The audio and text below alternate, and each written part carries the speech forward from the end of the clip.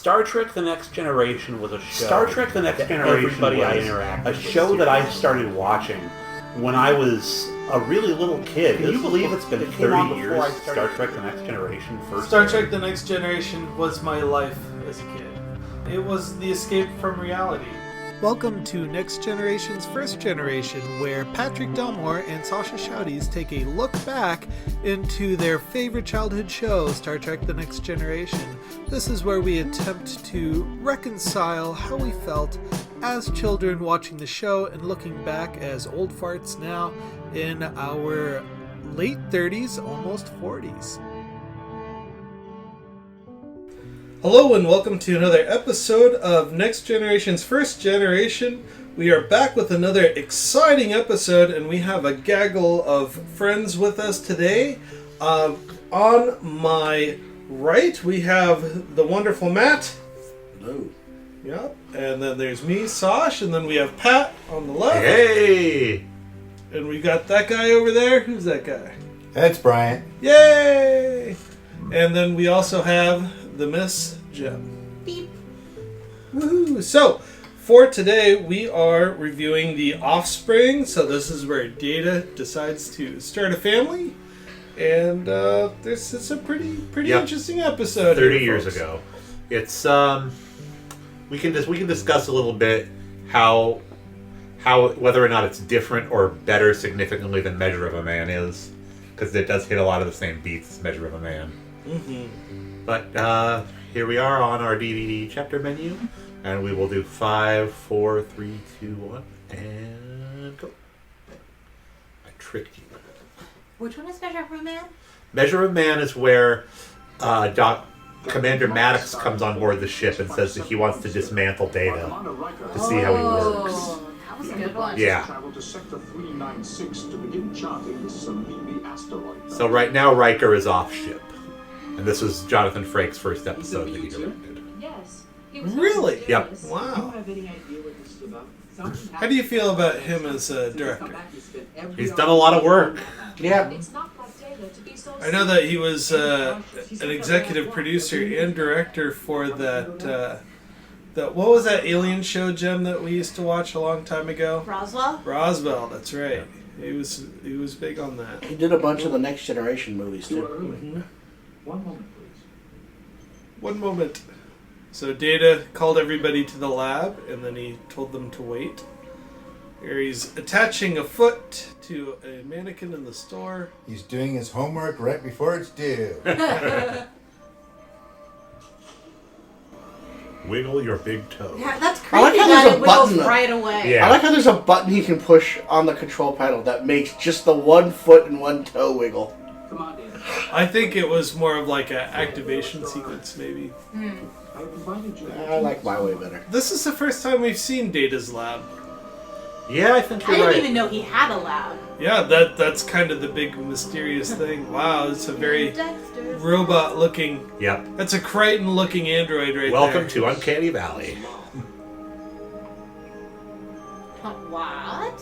Wow. LOL. Say hello to Counselor Deanna Troy. We're doing introductions. Hello, Counselor Deanna Troy. Oh.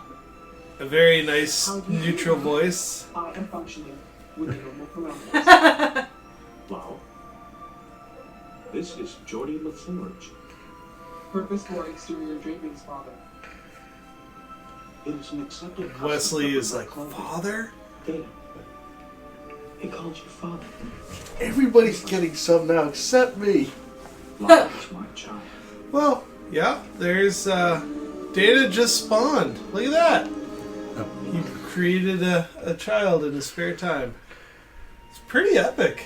Yeah, it is. It's for the time, it was considered that robots were only built by man, and I think that's kind of one of the dreams of AI is that AI can better itself and improve itself. It's always the fear of AI, too, is that robots will be able to create robots. Yeah. And sci-fi is littered with technology that's not dependent on people. Your nanobots that make more nanobots. These And are the boys. Gray goo theory. That's right. Oh, I'm so glad you brought that up. Continuing mission. I remember the first time I heard about the Grey Goo theory was listening to Art Bell in the 90s. Art Bell. He was a conspiracy. Those were the days. Yeah, big Yeah, time he passed conspiracy. away a theory. little while ago. No kidding. Yeah. He finally beamed up to the To the UFO. mothership, yeah. Wow. He was actually terrified of big spaceships. Oh, I bet. Yeah. He said he got followed home one time by something that looked like a Star Destroyer. Oh, jeez. Yeah. Well, He's a real character. here we go. This is episode 16 of season 3, directed by our good friend Jonathan Frakes. This episode was written by a person named Renee Echevarria. Who wrote a lot of Star Trek. Oh, yeah. Good job with that last name. Did I get it right? You got it right. Hey, look at me. I can read. So, the original air date was in March 12th, 1990, and we have a gaggle of guests which we'll talk about as they come up. But this is, I have to say, one of the more anticipated episodes. Yep. And this really kind of goes into the ethically mature Star Trek that we kind of remember and love. Mm-hmm. Captain's log supplemental. I have just been advised of a highly unusual project. Every time I see The Offspring, I keep thinking of the band. Right? Yeah. When I was Googling it earlier this morning, I got a whole bunch of good music coming up. But nobody's ever been able to do that yet. At least not since you were programmed. So who do you think told Picard? Yeah.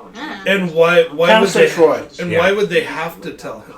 Because he's the captain. Yeah. And it's a big It's the chain what of- the it's hell the- moment. It's the chain of command. Exactly, Wesley.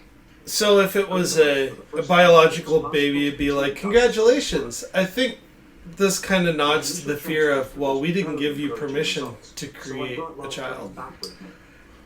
It's not just that. He's going to go into this too. I would like to have been consulted. Yep.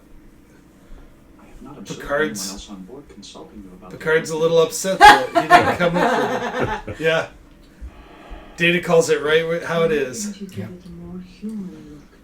But it's because they didn't know he could procreate. my child to choose It was completely out of their field of anything Data would ever do. Yeah. Talk with you in my ready room. On the flip side, though, he's the only functioning, of the member of his kind, I guess you could say.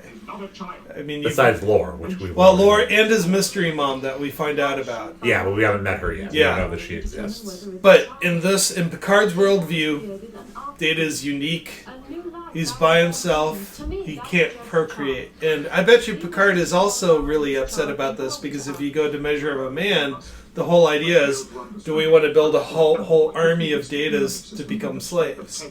Well, it's not just that. It's just what he just mentioned here, basically, is you created a child, yes, but you also created a being that can basically, as we've seen in the past, seize control of this ship relatively easy and, would be next to him, pretty hard to stop from doing anything he wanted. I mean, I'm sorry, Captain. I did not anticipate. We joked about, I watched this with a group of people earlier in the week, and later on in this episode, they want to take Data's daughter away from him, and Data's like, well, just let me come with you. And they say no, and, it's to Data's credit that he understands humans, that he doesn't say, you actually can't stop me. There would be no way, if I decided that I wanted to go with you, you couldn't stop me from doing that. And I really would have liked to have seen the episode progress that way, where Picard is basically relieved of command immediately. And so to force Data to see what Data is going to do. Is he going to turn it all over, or is he basically going to be like, nope, F this, and forcibly remove himself from the ship, steal a shuttle, and just go and be like, I'm done with this. But that's also pretty convenient writing. It's a lot harder to write a dialogue to solve a situation than to use physical. Well, Right. Picard gets into it with this admiral in this, and he wins out basically by the fact that Describe becoming a parent. as captain of the flagship, even though he's disobeying an order, he's popular enough that his court-martial would actually really go into what he's doing. Yeah. He's not just some random guy. And he's got a lot of, and and he's got a lot of friends too. I mean, both of them have friends, the Admiral, but Picard's got a lot of Admiralty friends. He's like if you think back to MASH, Colonel Potter, who Yeah. basically knew every general in the agency. They call them by their first name. And Picard wrote the law in Measure of a Man. He was part of writing what the laws about Data were going to be. Him and the Judge Advocate General in that, which is what he tells this admiral that wants Data's daughter. Is he's like, no, the rules of this have been written, and I helped write them. So we're in a confessional right now where Data's trying to explain to Picard the reason for procreating is that if Data passes, that's it. There's no more Data, and so there'll be a little bit of himself when he dies. Well, that, and it's part of the whole exploring to be human things. That's what humans do. So we've got Lal pointing out the differences of folks in the corridor. Now, I'm curious why they always walk totally abreast of the hallway and make everybody else slink by them. It's their prerogative as officers. Yeah. On a submarine, you would do that. You make room for oncoming. I choose your sense and appearance. I like just the way they do in the camera movement is the exact same way. They made fun of this a lot because this is the way The West Wing was filmed. Yes. Everybody's always walking and the camera's moving. That's really interesting. Lal just immediately said, I choose your appearance and your gender to Troy. And good for Data. He says, no, that would be too confusing. Can you imagine two Deannas rolling around? Give me your skin! And just reaches over. So they had to wake Deanna up because they've been there for so long. My question is, why didn't she replicate it's the holodeck? Why didn't we, make me a chair? Or a couch, or anything to be comfortable. Shouldn't feel like it. She might like sitting on the floor. Some people do. Only weird people sit on the floor. A green Endorian. Interesting. Very attractive. There's no problem. Do you think that this is more commentary on gender Non-binary. non-binary or on They're all very interesting. Do you have a favorite? what can I think of the Yes. word I have chosen. of what am I thinking of when you're doing like IVF or whatever and being able to or adoption or whatever being able to choose exactly what you want genetic They could have gone that way genetic with it, manipulation but that's not the main thrust of the episode. No, and if they had gone that way, they would have made Law one gender to begin with, and then Data would have said, but if you want to change and be female, you can go ahead and be female. And then have Law say, you know what, I kind of like Deanna Troi and the way she looks, I want to be female. They could have gone that way, but I think that's how they would have done it. Okay. But the fact that it was a neutral thing when it came out was one of those, it could go either way. It could be Data Jr. or it could be, his daughter. I think it was really interesting his conversation with Picard, just because what's the difference between having a human child than an android child? Well, this is a world where they fought a terrible, terrible war against the eugenic creations. I was just gonna say it's that It's illegal to clone humans at all. Like if somebody on the crew had grown a clone of themselves in a lab, that would have been an immediate arrestable offense. And that's what actually the fear was in the early cloning episode, where they actually Pulaski and Riker went down and shot their clones. Yeah.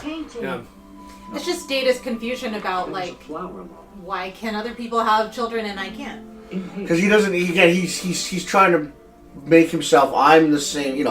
Try to say. What I want is the same as what other people want, but again, it's what Picard's like as well. Unfortunately, you're not the same as humans. Right. Humans have a kid; it's a kid. You have basically gave birth. You created a potential weapon of mass destruction. Right, and it's really interesting to explore. Oh, that's cute. So Lol took a drink and she forgot to swallow. Oh. Still need to develop. So Wesley threw a ball and Lol was about 4 seconds late in catching it. Just bounced right off of it. Which actually wouldn't really happen because it's programmed hand-eye coordination. It would be that she doesn't understand why are you throwing a ball at me. Not you threw the ball and a few seconds later my hand came up. You know, but that does happen with people with coordination issues. People, yes, but not a machine. Your iPad doesn't suddenly remember. Go from I hit the F key to. Wait a second. Computers back then. Computers back then sure did. So do you remember typing so fast that your computer couldn't catch up with it? Mm-hmm. And then you'd wait, and then all of what you typed would come out on the screen. Because of a memory issue. Yeah. So we're gonna bring it down to Boston Mechanics, who had those like weird robotic dog things where they had the marching feet. So I watched a number of videos, and those folks and a number of other folks will have competitions of robots going through, let's say, like a building's on fire theoretically, and they need to pull a mass out of this building, or they have to go through rubble. And coordination is very difficult because you'll see these robots lose balance, and it's not so much a problem with the machine. It's that the software can't anticipate the physics of the motion. Okay, close to her own age. So I missed it. What race is she supposed to be? Humanoid. Okay. So she picked humanoid. I think it would have been very interesting if she went with the male Klingon, because then you'd have all the stereotypes to go with it.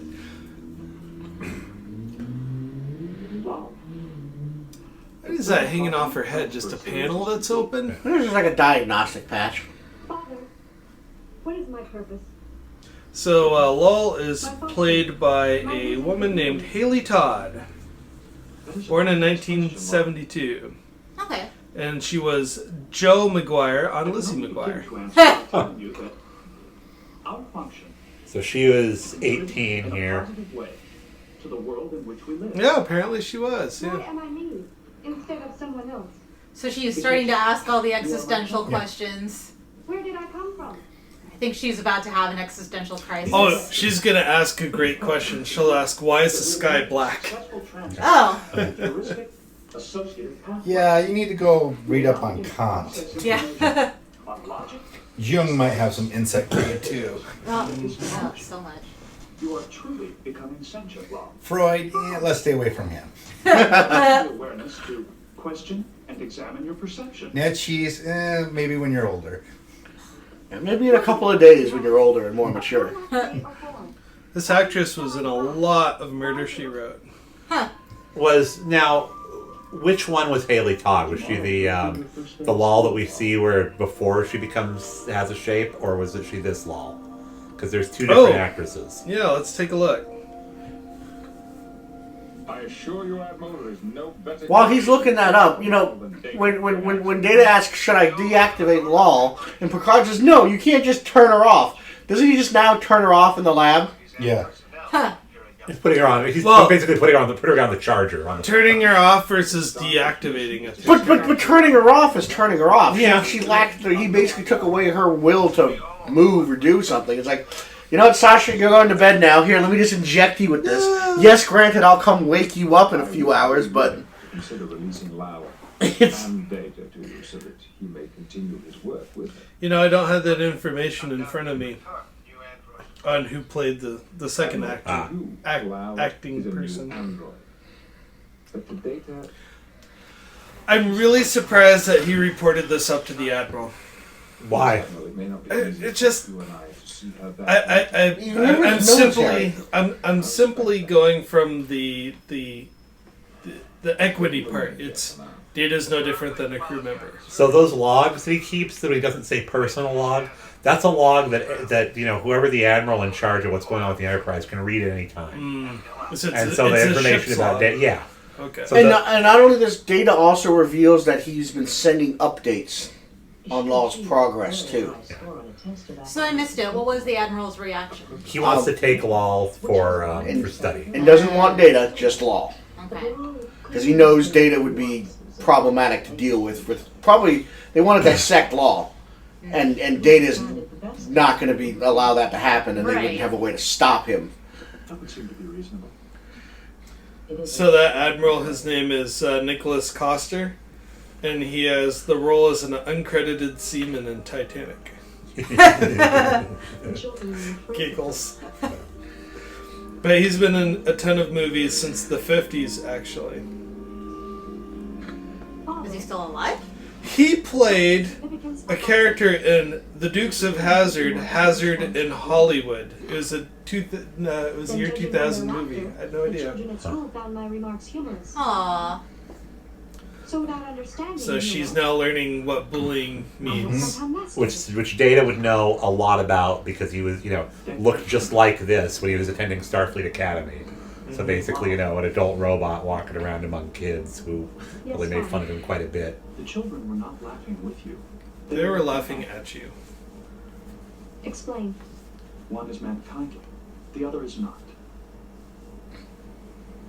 So now she has to process what it means to have an adversarial relationship. Differences sometimes scare people. I wish somebody would go more into what Data training for Starfleet was like, because there's so much that he would have experienced before he was on the Enterprise that he on the show experiences for the first time on the Enterprise, like the doubt thing and all of that. He's in this crucible here that he should have gone through when he was in school. As a successful parent. Huh. As a successful parent. Yeah. Well, That's she's like, I'm Wesley's mom, right? Yeah. well, by successful, as in most parents consider themselves successful if the kid hasn't died or killed anybody. Yeah. So, I don't know. Her kid can't even button up the back of his pants. Well, she did manage to get him to be able to drive the Enterprise, so, without having gone to Starfleet. So. I turned 18 and my mom got me a Subaru. Oh yeah? Well, my Uncle Jean-Luc got me a Starship. Functions. It is perhaps the most difficult stage of her What's the movie where they use the joystick? Oh, it's When? what's the Beyond, where they use the joystick to No, fly the Enterprise? that was Insurrection. Okay. He was extraordinary. And it's called, not the joy, it's the manual steering column. Yeah. I think And in the background, someone just goes, joystick! It's precisely what happened to Lala in school. so here Beverly's explaining that Wesley's problem was that he was a little First I went back to my smarter than the other kids in the class, and he had a really hard time making friends. Maybe or maybe not necessarily due to that. She didn't really directly say it. It's like, well, with Wesley, what they like to do is he'd be sitting there doing his work. They'd walk past at a normal pace when they were at a couple of feet of him, just scream really loud and run away. Oh man. I did not wish to And discourage you. Wesley, he would throw all his paper on the floor, kick the desk over. This kid that screamed at him, he's like across the playground. But he could hear Wesley, don't worry. Just help her realize she's not alone. If the Federation celebrates infinite diversity, When she needs love and attention. then this episode doesn't make any sense. I can give her attention. Unless they fully celebrate their I hypocrisy. am capable of giving her But it is very hypocritical. They don't celebrate. They claim, and again, Starfleet's a very arrogant, and the Federation's a very arrogant entity. They automatically believe, and a lot of the people who buy into the Prime Directive just assume and believe their superior philosophy to everybody's. It's we are agents of paradise.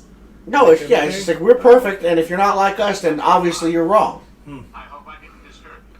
Not at all. I have discussed my concerns with He looks so familiar. He's in a ton of stuff. He's a classic that guy. Yep. few of the androids felt. Understood. Would you say that Beverly Crusher basically gave Data a lesson in empathy just now? Yes. Yeah? Well, the problem with social dynamics and empathy is that it's something you're constantly redefining as you live, and no one lesson is going to cover it all. Right. And Data kind of gets that, but still has a hard time. He still has a kind of a binary point of view, and that's why he always asks these really basic questions. And now Lal has to catch up right away. And that's kind of what he was saying to him, is your job is not just to download information into her. You have to explain concepts and be there for when they mess up and don't understand things and help explain to it. I wouldn't care to be an admiral named Half-Tail. Because anytime I discipline somebody, they'd say they got the full Half-Tail. She's in the right place for it. Now, it's interesting that Guinan... You're Admiral Half-Tail. It's interesting that Guinan greeted Lal right away and knew who she was. Yes. I would almost have liked to see Lal being introduced to Guinan first. Like, Guinan was the first person to meet Lal and kind of introduce Lal to the rest of the ship. She'd be the top, but Lal would already at this point be pretty much all that everybody on the ship was talking about. She would be the scuttle and the butt. You have used a verbal contraction. You know what a scuttlebutt is, right? It's chit-chat. Well, you know where they get that from? Scuttlebutt is the term for a water cooler. The Marines developed that. And that's, you chit-chat around the water cooler. So a scuttlebutt is a water cooler. So if Lal is a copy of Data and she just used a contraction that's a very significant...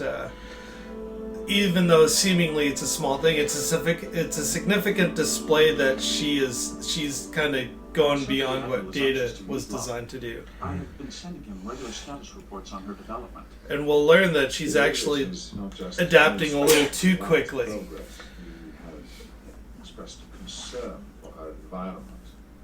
Her environment, sir. Yeah, we get Same shoot at temperature by here, isn't it? Klingons and Romulans frequently. And Borg coming and steal parts of the ship, you know. It's a safe place to raise a kid. Look how all the other kids turned out. They all Got the Borg, the Smorg. The s'more. The Smorgasbord. About once a season, I go crazy and take over the ship, you know. The mistakes I've made and what I have learned from We them. made her a woman, so there's Riker. Yeah. All sorts of stuff here. Will you advise Commander Riker? I will meet with him in 1 hour. Picard out. Keep him out of 10 forward. Yeah. I know it's hard, but maybe call him chicken or insult his manhood. A good fist fight will calm him down. So what we kind of talked over is that they put Lal to work in 10 forward to observe human interactions. Well, to be around Guinan. I mean, Guinan would be somebody you'd want to hang around for this kind of stuff. Guinan lives to experience life. She's the kind of person where she can extract meaningful moments out of just about anything.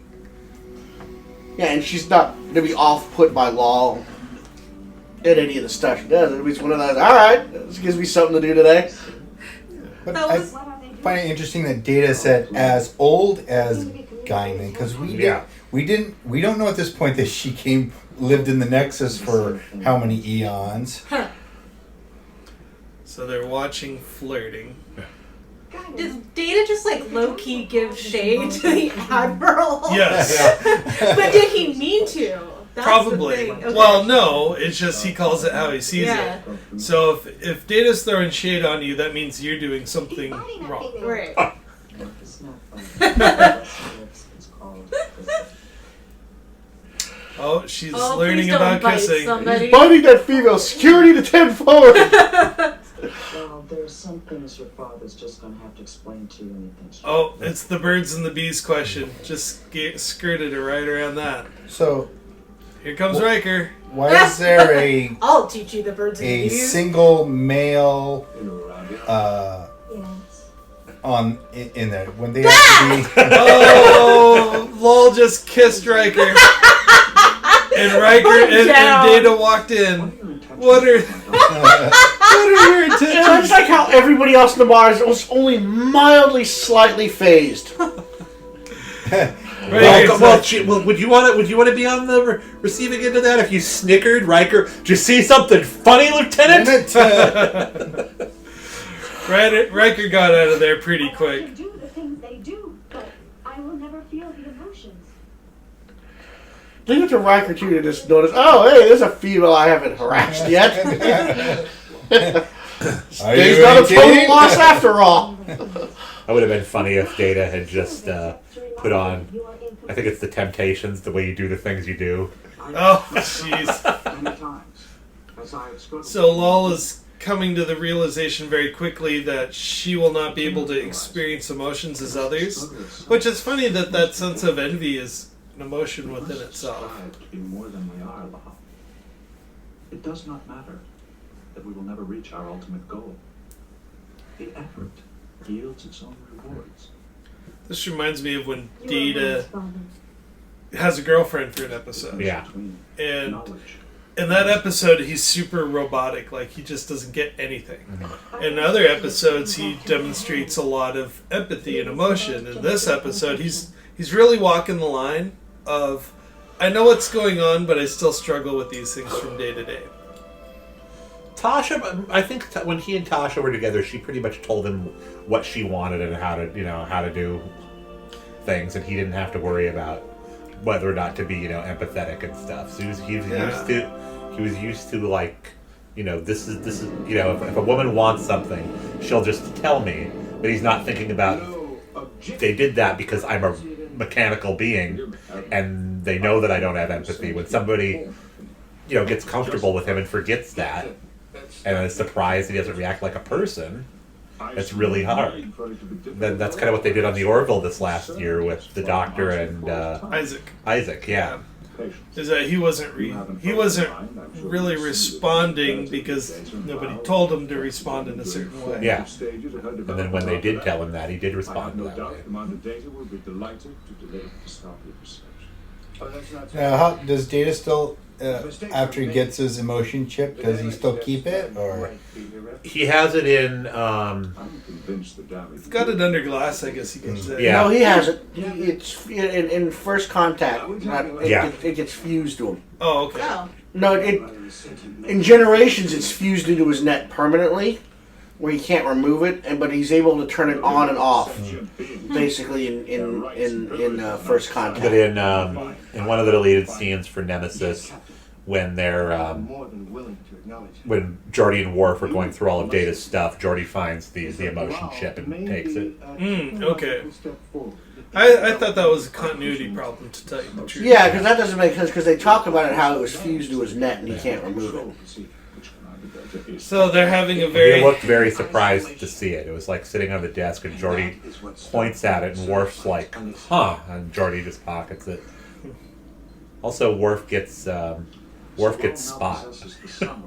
Really? Yeah. Spot jumps into his arms. He's like, I am not a cat person. Geordi's like, looks like you are now. I think they mentioned that in an episode, though, that Worf was one of the only people that could feed Spot without getting shredded. Because Geordi would do it and he couldn't do it, and Riker would always be in sick bay complaining about his cat and getting all scratched up. And Crusher would be like, it was a cat that scratched you, huh? Yeah. Is that not the goal of every parent, sir?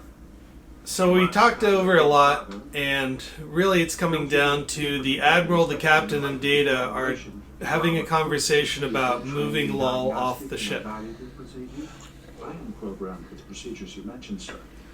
And in any meaningful evaluation of law, you would require a model for a basis of comparison. Which, again, is a really good point. It's just... The Admiral's just like, well, I want the credit for this, essentially. No, sir. Have you? Yeah. Yeah, it's like, did you raise your kids by dissecting other kids? I mean... Honestly, this Admiral has no concept of occupation. It is an opportunity for her to observe... He's one of those... He's a research scientist who made it to the rank of Admiral. And so he doesn't really have command ability. And he might have drawn Short Straw to be the one to go there and get Lol, because they were kind of like, yeah, that might not work. Well, no, he seems pretty eager to go get Lol. He was like what Maddox was. Basically, that's where we were going to compare this. This is essentially a remake or a different version of, the Measure of a Man. Suddenly, Measure of a Man. Halfdale in this doesn't see Data, doesn't respect Data's rights as an officer and as an individual. It's one of those, no, I'm going to just give it to me. It's a piece of equipment. It's... Did they establish who Lol belongs to as a piece of equipment or as a person? Yeah. No. Because that was the whole point of the previous measure of a man. Yeah. Is he property, or is he a person with And agency? a half-tail contends basically that she's property. That, well, no, we're just going to take her. It doesn't matter what she wants, what you want. It's this argument again. Yeah, get the bubble wrap out and we're going to take her away. Now, this is the first decent thing I think they've done, is that they're going to confront her directly on this. I've been looking forward to meeting you. Why? You're very important to us at Starfleet Research. I won't answer anything. We have quite a facility for it. I want to show it to you. In fact, the Admiral is suggesting you be moved to Gallo 4 Lab. Have I done something You know, wrong? Picard could have just reframed that as they're inviting you. But he's not. He's basically he's giving it straight. They're not inviting, and he's not an advocate for half-tail. He's like, no, I'm going to tell you straight. Natural conclusion would be They want to take you away. That's exactly what he wants to do. He's not giving you a choice. He wants to just pack you up and walk away.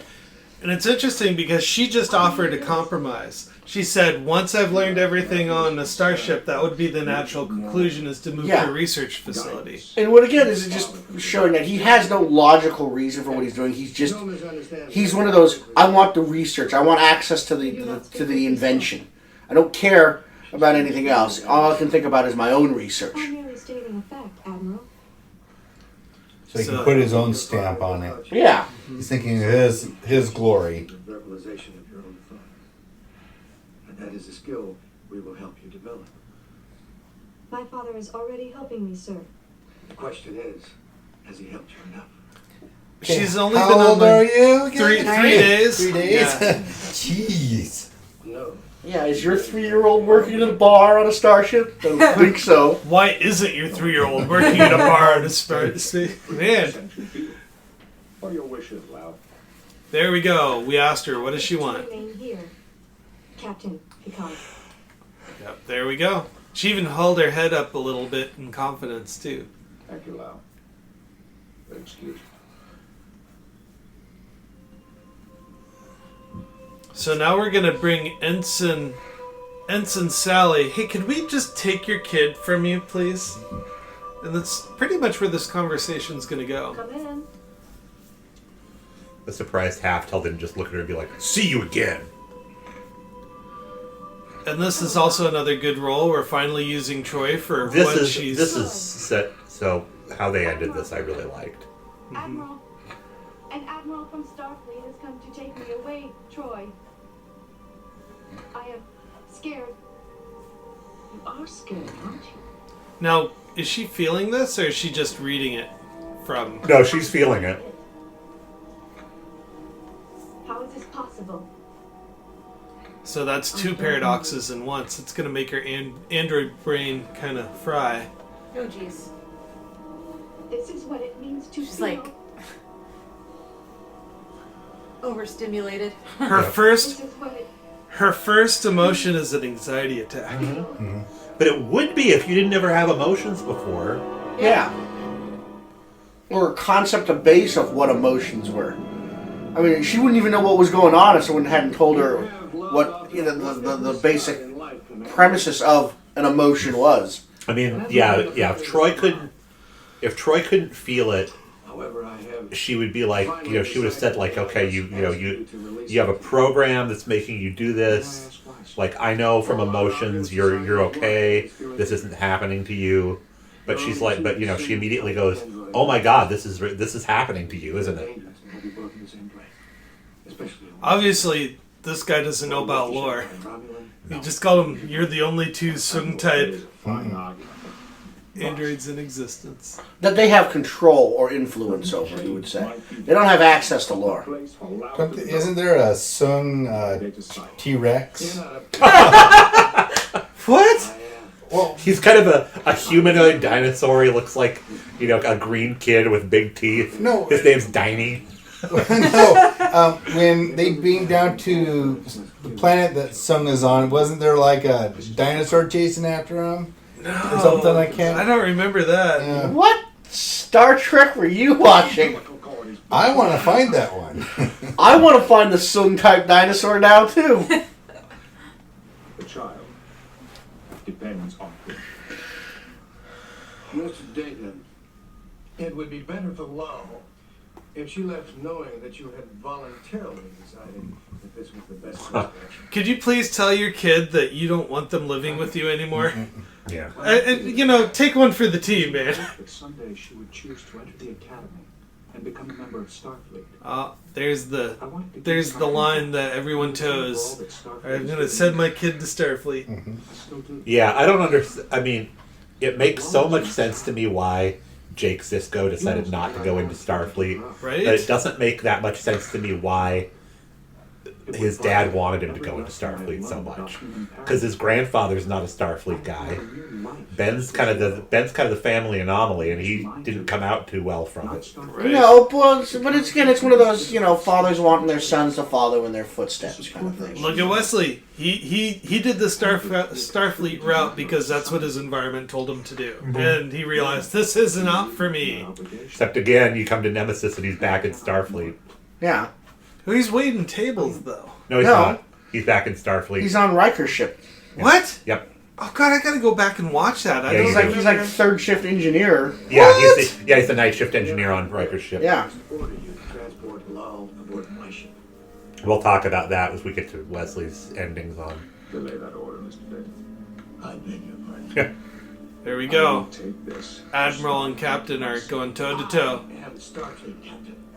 I am the Law. Hold your ground, Mr. Data. Captain, you are jeopardizing your command and your career. I'll take that bet. Yeah. Yep, I will take that bet. Double down. Men of good conscience cannot blindly follow orders. You acknowledge their sentience, but you ignore their personal liberties. Boy, I tell you, he can really lay it out succinctly. Order a man to hand his child over to the state. And while I'm his captain, Good for you, man. if you wish, you can accompany us to Starfleet, where we shall see. Try to Commander Data. Report to your lab at once. So, this is where the situation solves itself in the most dire way. I think this is the first time that you actually get to hear Troy issue an order to somebody on the ship. Mm-hmm. What was the order? Report to your lab at once. Oh. Was that an order? Yeah. Yeah. That was more of a hey, your kids No, are when you said- say I report think- to somewhere, Yeah, that's that not one, saying, yeah. hey, would you mind stopping by your lab at your convenience? Yeah. Get your ass to the lab. Father, And you can see right now, whereas at all previous times it was the actress's hair, she's now clearly wearing a wig. Emotional awareness. Think they're going to lift her hair up? Cascade failure. It would require initialization of the base matrix without wiping. So this admiral is a research scientist, Yeah. correct? Yeah. And I think Yeah. it's very interesting that Data's about to allow him to help save Law. Well, not really, because when it all boils down to it, they all want the same thing. For her to thrive. Yeah, he's not there to destroy his work. He wants to take it and make it his own. It was like the same thing with Bruce Maddox. It was one of those. That's why he ends up remaining friends with Dr. Maddox, and he probably ended up maintaining correspondence with this guy because it was one of those. Look, I don't agree with the way you went about it, but we both want the same thing. Yeah. To further the research. And Data doesn't have the ability to... Hold a grudge. Yeah. He's not going to be, oh yeah, don't ever call me again. It's It'll like be I was really able to look at what you said analytically, and I want to work with you again, and as I believe in evolving, I believe you will evolve. She won't survive much longer. and he is genuinely offering to help. Yeah. It's not one of those, well, I'm going to do this. It's one of those, no, I want to help keep Repolarized. Law alive. Would collapse. So why do you think they did not include Geordi in all of this? Might not have wanted to. What would you need him for in this? Well, Geordi and Data are kind of a matched set, I think, already in the show. But he's not Right. a parent, so he went and sought out he went out and sought out, Dr. Crusher because she's a parent, and Counselor Troy because she's, Counselor Guinan because she knows about human things. Geordi, maybe if he'd progressed to, hey, how does a starship work, Dad? Well, let's go talk to my friend Geordi. He doesn't know. Technically, Dr. Crusher knows more about a cybernetic brain than Geordi does. Yeah, that too. It would be because she's worked on Data, Yeah, and has gone to conferences about cybernetic brains. Yeah, so it's Jordy would be one of those. He's just my buddy, you know. When I guess when she goes to learn about best friends, maybe. Yeah, I can pop your shoulder back into the socket if you dislocate your shoulder, but I can't perform brain surgery. Yeah. Excuse me. So here we go. She loves him. It's just tragic that he's basically saying, "I can't love you back. Yeah, I'm incapable of it." Thank you for my life.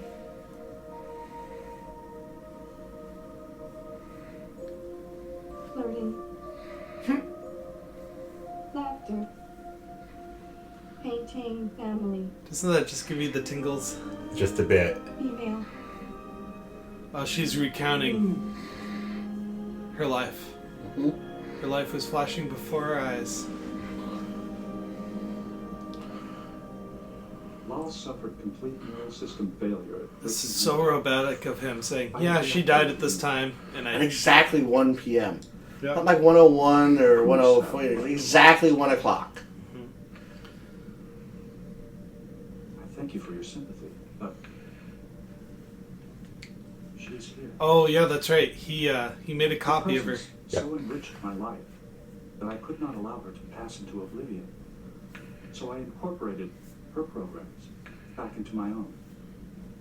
I have transferred. That means Data knows exactly how Riker kisses. Yeah, I was going to make that joke too, where it's like, Commander, you are a terrible kisser. I'm going to give you a hint. Shave more often. How he just coldly sits back at his station has always blown my mind. You lost your daughter. Well, he can't feel. But he can process. Instantly, though. That's how he processes things. There have been times where he'll he be didn't stuck really- on something and he will recluse Concepts, himself. yes, but he's already resolved the fact. And this guy is the instant microwave burrito of him. Well, Processing. the other thing is that he didn't actually. In his mind, he didn't actually lose her if she's still there. Yeah, So- the essence of her, which is all that really works for him. I mean, it's not like he's like, well, I will never, like the image of her will fade, and I'll starts to forget what she looks like. It's one of those. No, it's pretty much. It'll always be there, and it'll always be exactly the same. Yeah, it's going to be ingrained in him. So, I mean, there's just a lot to unpack in this episode. I don't think we could ever really cover it at all. The nature of this show is to kind of compare how we felt then and now. And when I first watched this, I kind of understood how important it is for the state to not interfere with the family. Believe it or not, this is kind of one of the first times where we're like, you know what? Nobody should really be involved with the family except for the family or your peer group. But for an outside entity to come in and say, you must do this with your child, it really kind of kickstarted a lot of those thoughts and ideas. I mean, even though I was only 11, I knew kids who had gone through the foster system and who had problems at home. And it got me asking those really basic questions of like, where do your rights begin as a child? And where do your rights end as a parent? Now, this makes me even more kind of in Data's camp where he is an equal individual and it doesn't really matter what the consequences are of creating a super being, as you like to say, Matt. Yeah. It's like, who cares if you invented a walking, talking, thinking, killing machine? It's what are they thinking about? What are they talking about? Can they be the best version of themselves possible? And this whole episode just came down to fear and curiosity. Well, not even fear. It was just the state is very interested in why this thing exists and to impose themselves for the nature of that curiosity. And Picard, being the historian that he is very aware of what happened in China when the government really took over how families worked. We have a society there right now that males outnumber females to an insane degree, where there is a whole generation of men that will never get married and never have children. I don't know if that's. That's true. I don't dispute. I don't think that's what the reasons for Picard were. Picard was more, when he looks at it, it's like look at it from this standpoint. It's like serving on an army base and then having one of your officers come up and say, "Hey, I'm a explosives technician, and guess what? I created a new bomb, and it's a nuclear bomb." And you can be like, "Well, wait a minute. You can." I mean, it's Picard just saying, and the guy saying, "Well, it's the same as you having a kid." It's like, well, no, your kid has the destructive power to take out a city. It's like you can't just start making these things. This isn't like I'm having an infant, I'm raising a family or something like that. The process is different. It would be like an alien species that say when it gets when the female of the species becomes pregnant, becomes incredibly destructive. You would have to inform the captain then on there that, hey, we're thinking of having this. By the way, Keiko is going to start busting through bulkheads at 6 weeks in. It would be something you'd have to disclose, and then usually it's disclosed to the doctor, who would then, if there's any concerns of the ship, disclose it to the captain. But that's what he said, is you didn't tell anybody. You didn't tell Geordi, you didn't consult with anybody. You just basically built something on the ship that could be dangerous. And Data knows that they all would have told him no. Especially Crusher. Crusher would have come down real hard on the no, you can't do that. Yeah, I don't think he knows that, though. Because it doesn't occur to him. It even says that. It didn't occur to me that he doesn't think of law as a weapon or a danger. He thinks of it as an offspring. Picard's duty as captain is to perceive everything as a threat until it's shown to the ship. Basically, until it's proven not to be. But Picard also... And Data knows this. Is like if something has already happened, they have to deal with it that way. I mean, and that's why Picard moves on pretty quickly to. All right, it says it's a life. It's a life. You can't just hit the off switch, Data. That's not how it works. And then defends him so vigorously to the admirals. One of those. Doesn't matter what he did. Yes, what he did was probably wrong, but here we are now. Is we had this thing is in existence. It's a being. It's sentient. That is what we're dealing with. We'll deal with whether he should have later. Now it's just. Where we're at. And I'm sure there was a lot of shit that went on in the background, legal-wise, afterwards. Yep. Probably with the... That's why we need a jag on that shit. You two have been really quiet over there. How do you process it? Cricket. Yeah. I have a lot to say, but I feel like if I said everything that I had to say about it, it would take like another hour or so. I think I would just give my rating as, what are we rating? What's our rating system this time around? How many Riker kisses? 4.5 Riker kisses out of 5, which is really high for me. Yeah, but keep going. Yeah, let's dig into that. Scratch a little bit of the surface. I mean, it was everything that I like is this, the human aspect of it, the really interesting interplay about does it mean to be human rather than an android, all of the aspects of what does it even mean to be human, the overwhelming, what does it mean to feel, and why is it so, it gets at, feeling is a huge thing that causes a lot of people to break down. That was the destruction of Lal and not something that would destroy like an android. It wasn't the technology that brought her down, it was the feelings. Humanity. It was turning into a human that destroyed her, which I thought was really interesting too. And I liked seeing the development of Picard and how he was protecting the ship and how he decided, okay, yes, you can't just randomly make another robot, but at the same time you can't destroy it now because now I think of it as a life. So it's really interesting seeing the thought processes of a lot of the different people on the ship. I feel like Troy she was used for the right reasons, but I think that there could have been a lot more there. I think that Troy could have worked closely with Lal because of all of the emotions and becoming human and learning how to be like that. And I just really liked seeing Data and the way that he reacted to everything too. You don't get to see a lot with Troy and Guinan together in close quarters. I think Data had the right instinct that it's Guinan that needs to have Lal. Yeah. Because Data again does not, because he doesn't really get the feelings part of it. Troy would have kind of had to push him in that direction. He's like, okay, school didn't work.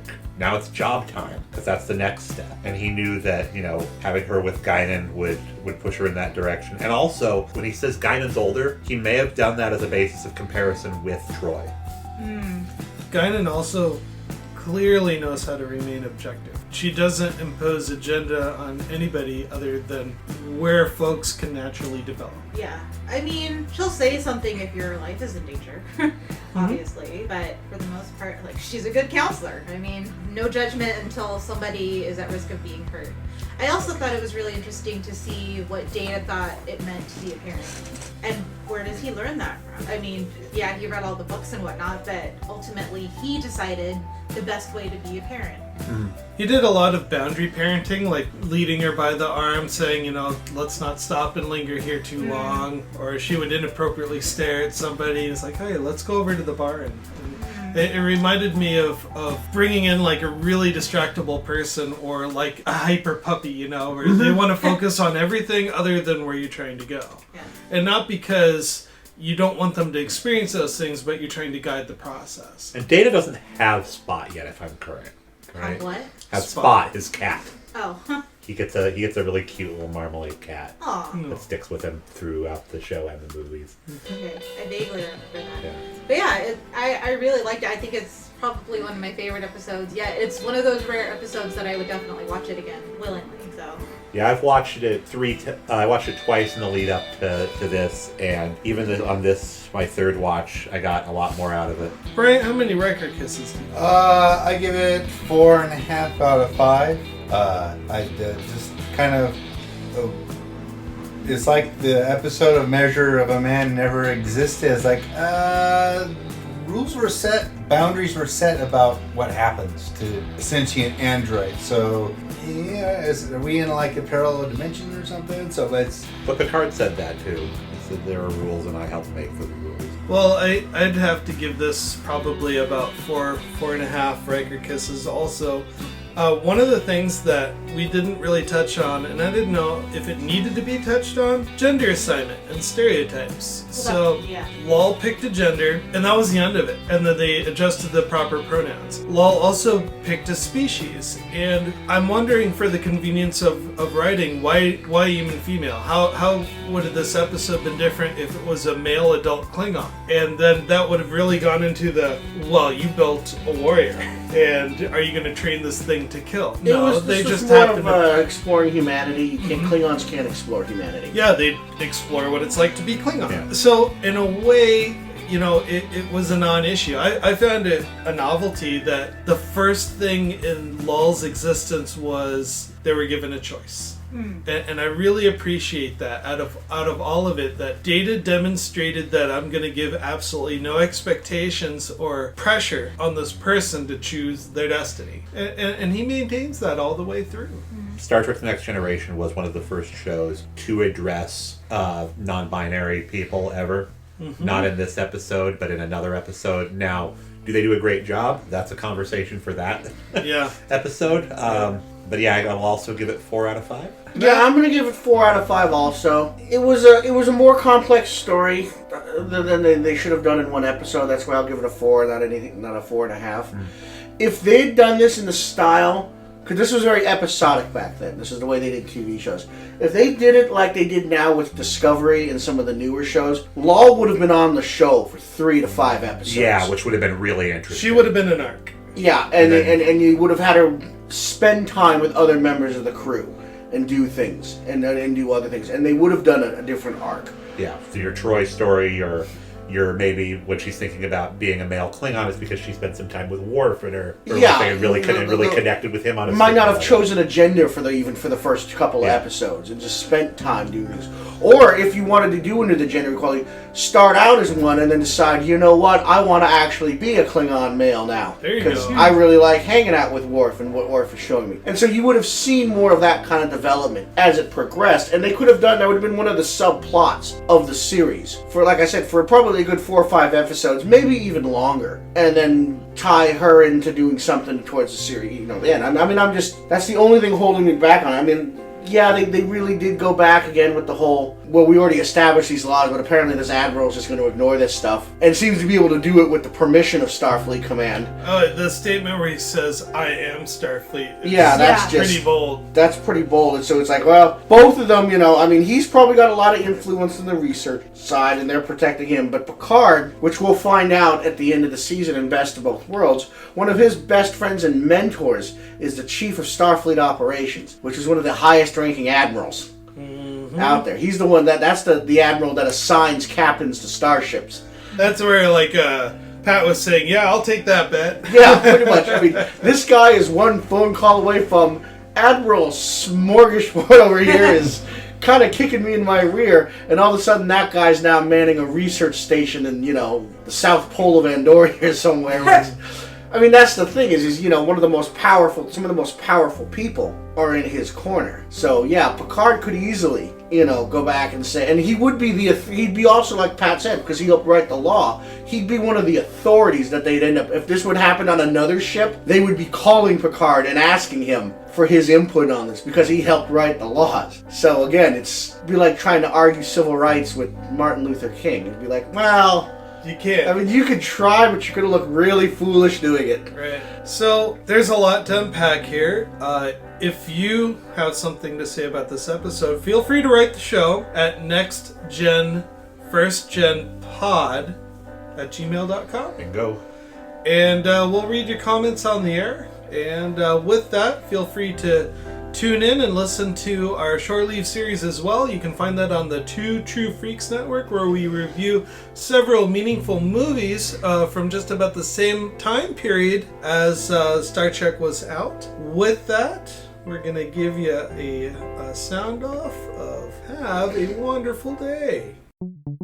Why am I interviewing you guys? So you're the guest. So Sasha, what is Star Trek Hi, Next I am the Generation? guest. So, Sasha, what is Star Trek Next Generation? Seek us out at Next Generation's First Generation at iTunes, Google Play, and YouTube. Music credits include Electric Car by Poddington Bear, Broke for Free, As Colorful as Ever, Bittersweet by Poddington Bear, Goodnight Kiss by Movie Theater, Stargazer by Monoplaisir. Audio engineering by Sascha Shouties. Chief Meme Maker and episode cover credit goes to Matthew Kirschner. Logo and graphic art design credit goes to David Clawwitter.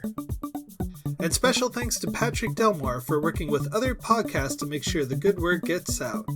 Do you have a podcast that you think people should be listening to? Send us your promos and we'll play them on the show. If you'd like to email the show, you can email us at nextgenfirstgenpod@gmail.com. I've been Patrick Delmore. And this is Sascha Shouties. Thank you very much for listening and have a wonderful day. Good night.